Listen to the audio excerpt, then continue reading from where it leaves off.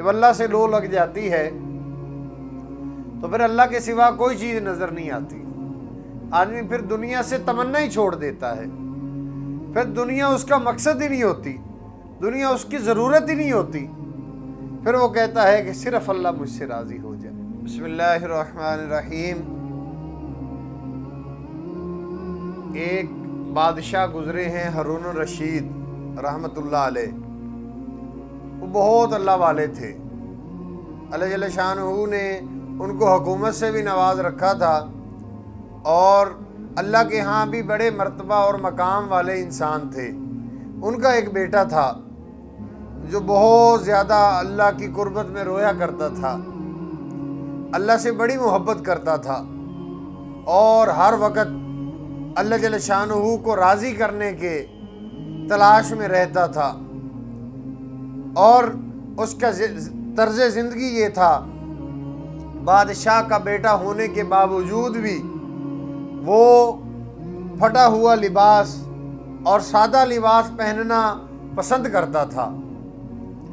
اور ایک دفعہ ہارون الرشید بیٹھا ہوا تھا, دوسرے ملکوں کے بادشاہ آئے ہوئے تھے, تو ان کا بیٹا آ گیا.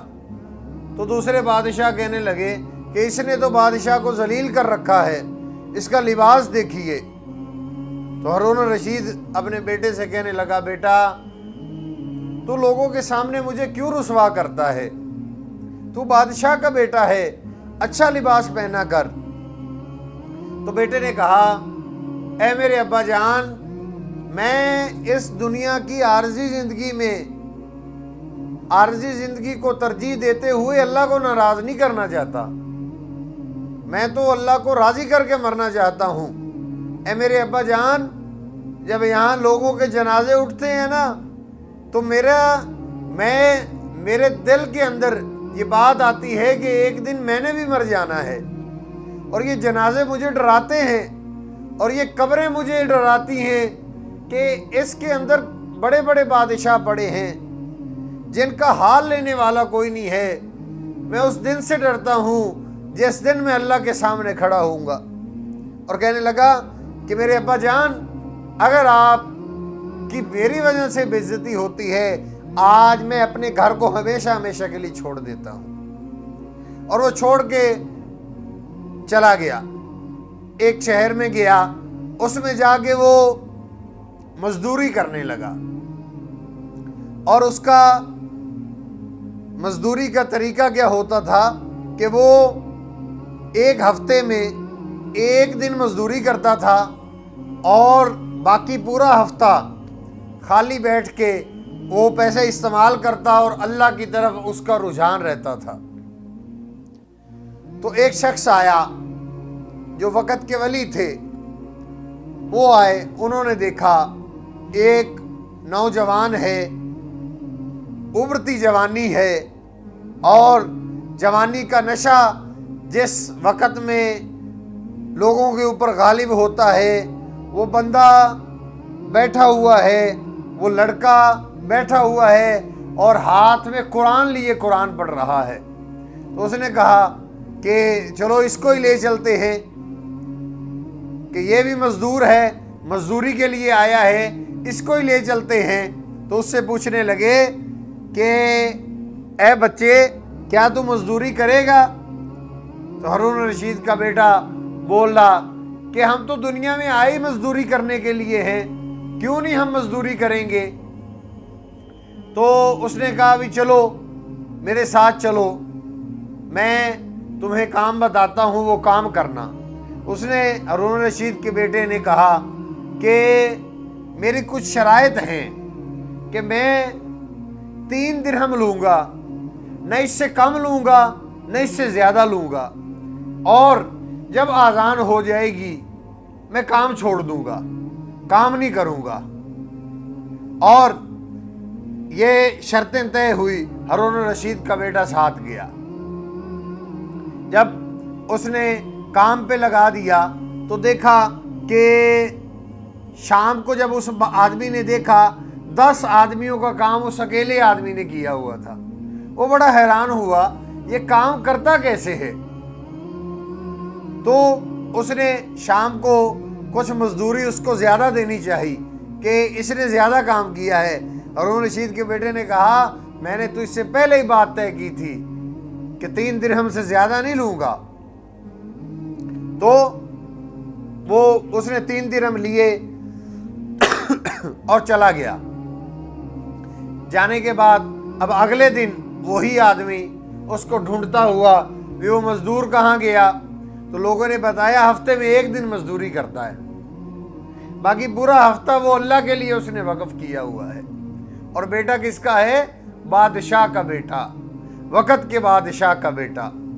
اور اس کے اندر اللہ کا خوف دیکھیے، اور جوانی ہے اور اللہ کا خوف ہے، کیا ہی اس کے اندر ایمان کی حلاوت ہوگی جو اس کو اللہ سے اتنا ڈراتی تھی کہ اپنے باپ کی سلطنت کو چھوڑ کے آیا، اپنے باپ کی بادشاہت کو چھوڑ کے آیا اور مزدوری کر رہا ہے۔ اب دوسرے دن وہ گیا تو اس کو نہیں ملا، لوگوں نے بتایا کہ وہ 1 دن آتا ہے۔ وہ اسی دن کے انتظار میں رہا، اس نے 1 ہفتہ کام ہی نہیں کروایا۔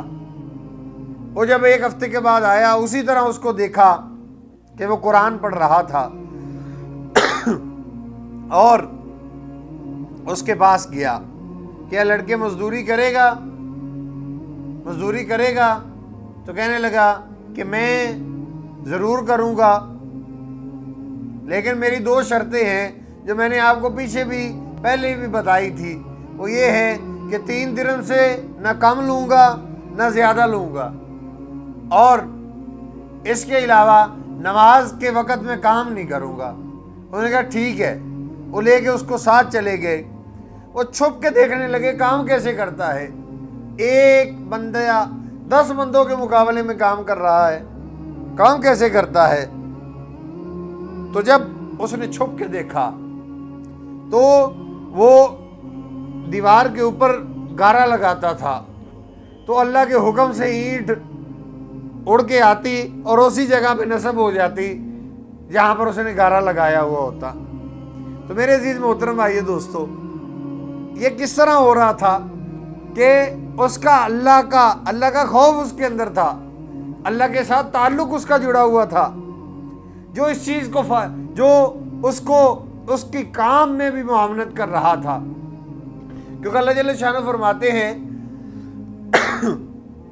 کہ جب میرا بندہ میرا ہو جاتا ہے تو پھر میں اس کا ہاتھ بن جاتا ہوں جس سے وہ پکڑتا ہے، اس کی آنکھیں بن جاتا ہوں جس سے وہ دیکھتا ہے، اس کا کان بن جاتا ہوں جس سے وہ سنتا ہے، اس کے پاؤں بن جاتا ہوں جس سے وہ چلتا ہے۔ تو میرے عزیز محترم بھائیو دوستو، جب اللہ سے تعلق مضبوط ہو جاتا ہے پھر اللہ مددگار بنتے ہیں، پھر آدمی کو اللہ دنیا کے سپرد نہیں کرتے، اللہ اس کے معاملات کا خود ذمہ لے لیتے ہیں۔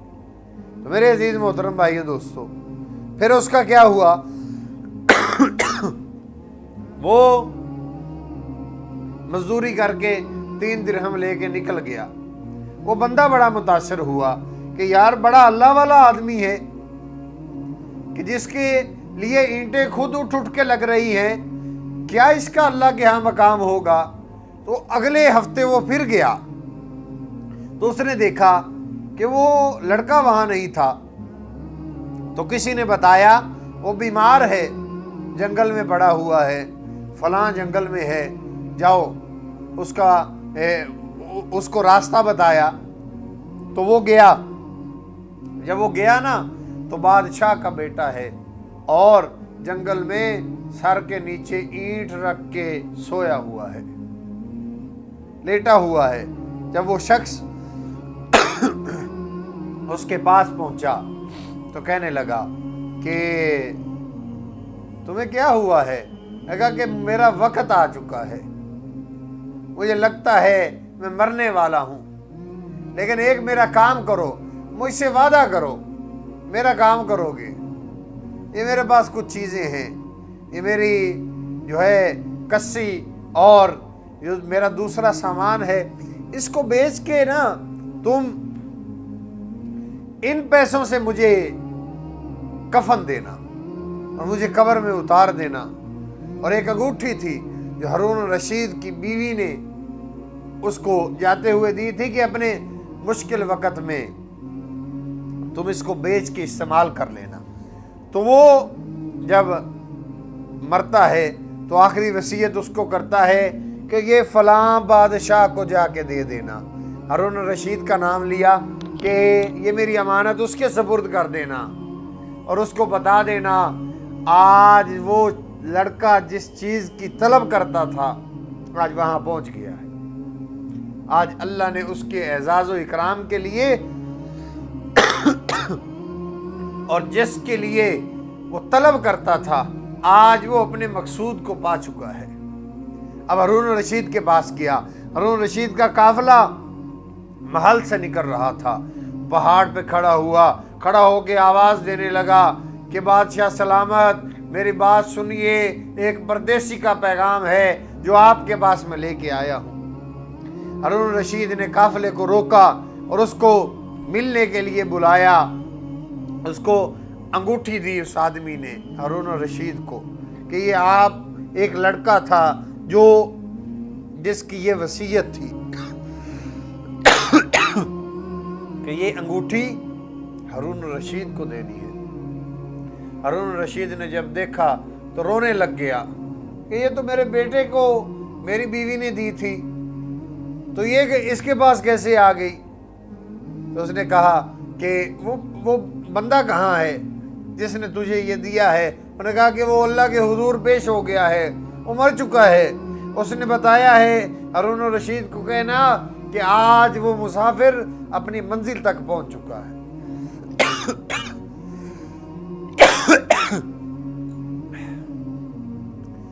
جو اس کا ٹھکانہ تھا آج وہ اس ٹھکانے کو پا چکا ہے۔ اس کے بعد ہارون رشید رونے لگا اور کہنے لگا کہ وہ میرا بیٹا تھا، تجھے پتا تھا کہ وہ بادشاہ کا بیٹا ہے۔ وہ آدمی بھی رونے لگا کہ بادشاہ کا بیٹا ہو کے وہ لوگوں کے گھروں میں کام کرتا تھا، لوگوں کی مزدوریاں کرتا تھا، تو ان کے اس عمل کی وجہ سے ہارون رشید کئی دیر تک روتا رہا اور اس کو کہنے لگا کہ تو ٹھہر، میں ایک کام سے جا رہا ہوں، تو ادھر ہی رہنا، مجھے میرے بیٹے کا بتانا، میرا بیٹا کیسے عمل کرنے والا تھا۔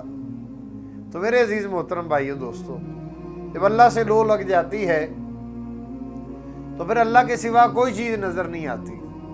آدمی پھر دنیا سے تمنا ہی چھوڑ دیتا ہے، پھر دنیا اس کا مقصد ہی نہیں ہوتی، دنیا اس کی ضرورت ہی نہیں ہوتی، پھر وہ کہتا ہے کہ صرف اللہ مجھ سے راضی ہو جائے۔